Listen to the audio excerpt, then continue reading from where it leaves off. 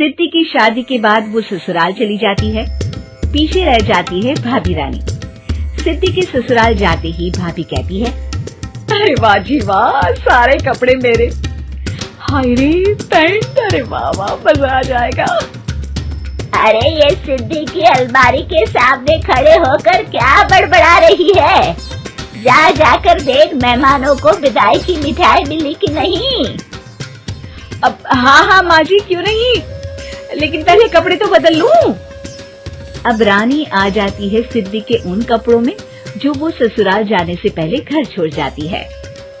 अरे रानी, कुछ दिन रुक जाती। अरे ये तो सिद्धि बिटिया को मैंने ही दिया था, बड़ा ही फबता था उस पर, तुझ पर तो कुछ खास नहीं लग रहा। अब वो ना मेरे सारे कपड़े गीले थे तो सोचा पहन लूं। वैसे भी सिद्धि को कौन सा भी पुराने आउटडेटेड कपड़ों को पहनना है। वैसे भी ये सूट तो मैंने तभी पहना था, वैसे खास है भी नहीं ये। हाँ ठीक है, लेकिन ना मेरी सिद्धि पर तो जमता था। सारे मेहमान चले जाते हैं और सिद्धि ससुराल से मायके पहली बार आती है। अपना घर, अपना कमरा, अपनी अलमारी।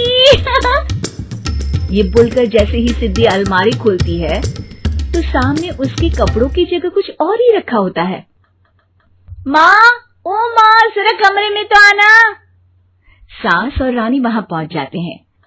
रानी ने पहनी होती है सिद्धि की जींस और टी शर्ट। अरे भाभी, ये क्या? ये तो मेरी बड़ी ही महंगी टी शर्ट है, इसे आपने घर में क्यों पहनी है? अरे बहुत मिलती है दीदी ये चौक की मार्केट में, 150 में। ओ भाभी प्लीज, ये एरोपोस्टल है, 2000 की एक टी शर्ट। ओहो, 2000 में तो दीदी 4 साड़ी आ जाए। अब क्या बोलूं भाभी, ये मेरी अलमारी में छोटू के कपड़े, तो मेरे कपड़े कहाँ है? मेरी अलमारी में। अब दीदी आपको कौन से पुराने कपड़े पहनने थे? माना भाभी, लेकिन मैं जब घर आती तो यही सब पहनती ना। अरे तुम तो बड़ी कंजूस हो दीदी। खैर, वक्त आता है जब सिद्धि ससुराल के लिए रवाना हो रही होती है।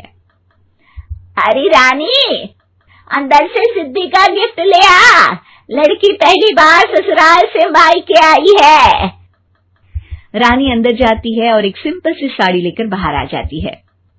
ये लीजिए माँ जी। सास बेटी को गिफ्ट देकर ससुराल भेजती है।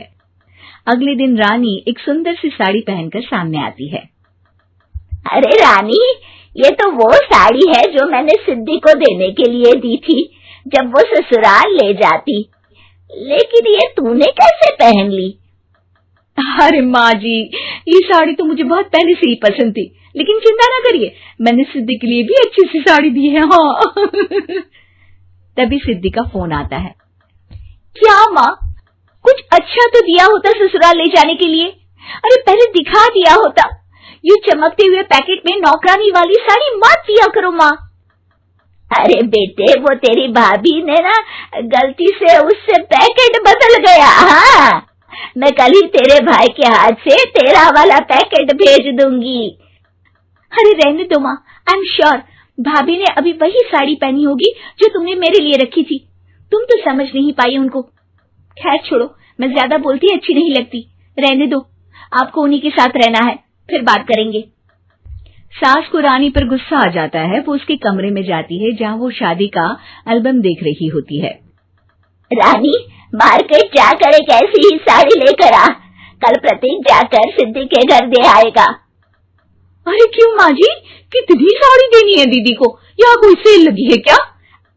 अरे चुप कर, मेरे बेटी के हिस्से की साड़ी खुद पहन ली, अब ज्यादा ज्ञान बांट रही है।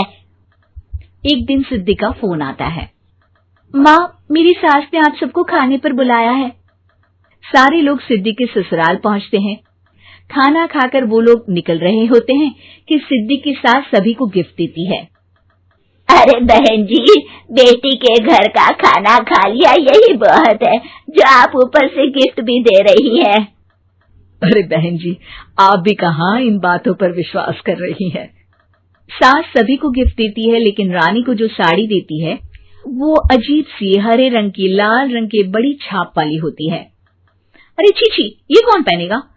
सासू माँ को तो जरी वाली इतनी सुंदर, और मेरे लिए ये नौकरानी वाली।